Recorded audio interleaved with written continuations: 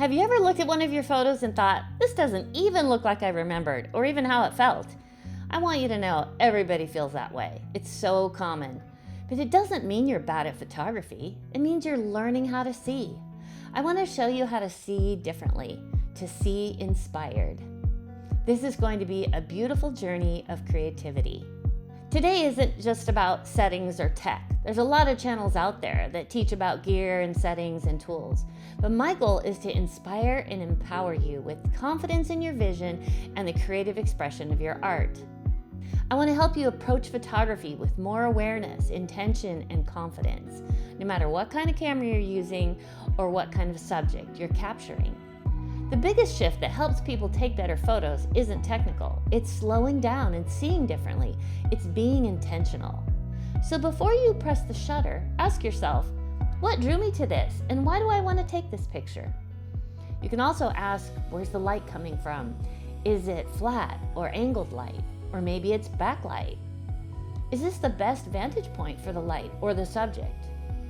And what do I want this image to feel like? Do I want it to be dark and moody or lighthearted and bright?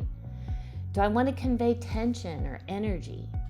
So much can be said without words when it comes to photography. It is literally the ultimate visual voice. Here's a few images to consider and a little bit about the magic of lighting. Okay, so let's talk about sculpting with light. What is it that makes a two-dimensional product, like a photograph, something flat, and makes it look three-dimensional? Look, it's light. The addition of light, which gives a highlight and a shadow, gives it that three-dimensional look. It's still a flat object, but it appears to be three-dimensional. Lighting is so powerful for adding dimension to an image. So I went to Florence, Italy, and it was beautiful there, but we had a lot of cloudy days, and on this particular day, it was very overcast and literally no direction from the light. We can use other things to give dimension though, like with the image of the church, you can see that the architecture has leading lines and you can see that it's three-dimensional by the lines of the architecture. The statue up here is lighter because it's closer to the opening of the building, and the background is darker, so it definitely looks a little more 3D. The image on the water, pretty much just the leading lines and the size of the buildings gives a three-dimensionality. Other than that, it's pretty flat. But look at this image. So the depth of this is very, even though that's probably only 2 inches in real life, it looks very three-dimensional because of the light. And I'm shooting into the shadows and the light is coming from behind my subject. Now, attention usually goes to what's in the light in an image, but it also goes to the area of greatest contrast. In this particular case, the bee's face is black, so of course your eye goes right there. But the highlight and the shadow of each of those little blossoms or buds really gives it a roundness, and it's very 3D because of the light. So let's talk about the light. Sunrise and sunset are the best times for beautiful light and fabulous shadows because the light is coming across something rather than flat. If the light source is behind the photographer, shining on the subject, and so everything the camera sees is lit, it's very flat. So the more you can shoot into the light and have it either cross or coming towards you, the more drama you're going to create. Cross lighting creates depth, dimension, and texture along with detail. So this is a famous spot up on the hill in Florence overlooking what a beautiful place. So as I photographed David, I went all the way around and photographed all kinds of different lights. So I have cross light first, which is very dimensional. I love it. The center image is almost flat light, not totally, but it's coming from behind me, so everything I see is lit. Not quite as exciting, right? But the sunset shot where the sun is down and I'm photographing into the light has so much more mood and drama. It makes a huge difference. We can literally photograph the same subject in different kinds of lighting and say 3 different things. This is from that same overlook looking over the city of Florence. Such a glorious image. I love this. But notice I'm shooting straight into the light and everything is backlit. And look at the dimension and the texture. Every single layer stands out. I love this so much. And the drama is way more increased whenever you shoot into the light or have the light source in the image. So this is that same image up in the left-hand corner.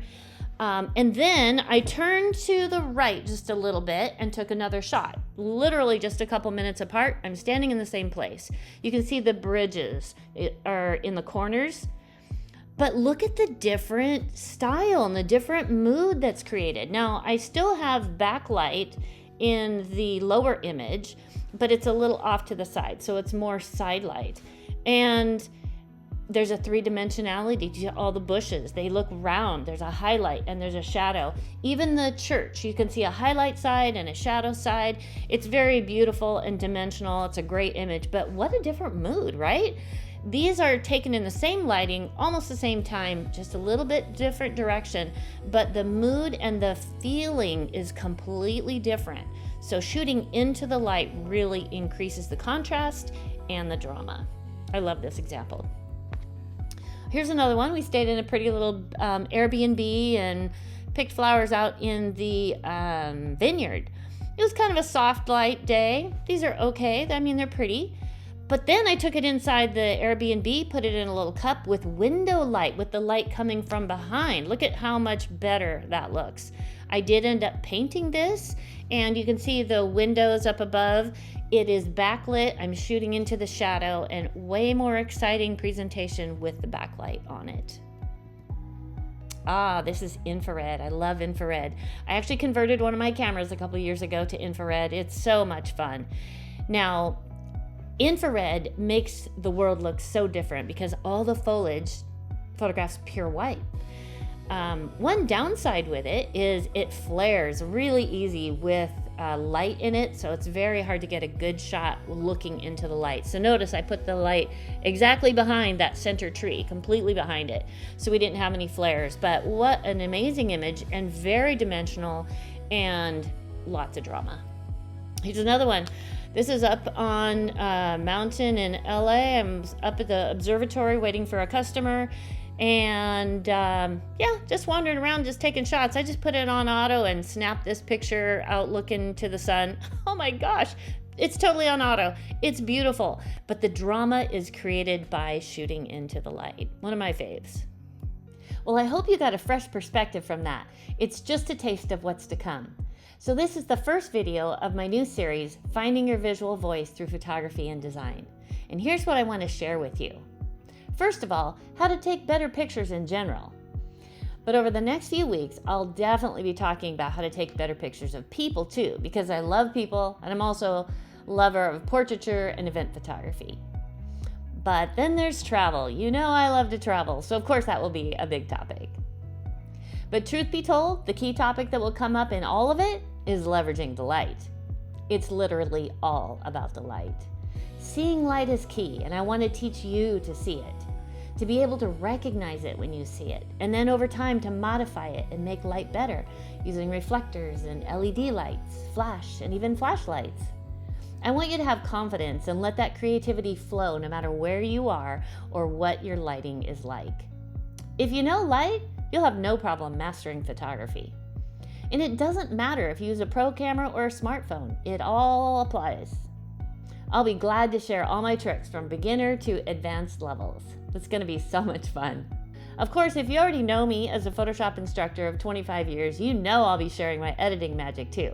It's all a part of the visual voice. But don't feel overwhelmed. You don't need to master everything at once. I'll walk you through everything step by step. You just need to notice a little more each time you shoot. I hope I can help you see differently so you can feel more confidence and personal satisfaction from your photography and creative art. Thanks for joining me here. I'm so excited to share my passion with you. I'll see you back here next Friday. Until then, develop the habit of noticing the light. And if you want a creative assignment for this week, go out and capture 3 images. Any subject is fine. I want you to capture an image of these 3 directions of light, one with flat light, one with side light, and one with backlight. Bonus points if you can capture the same subject or scene with all 3. See you next Friday.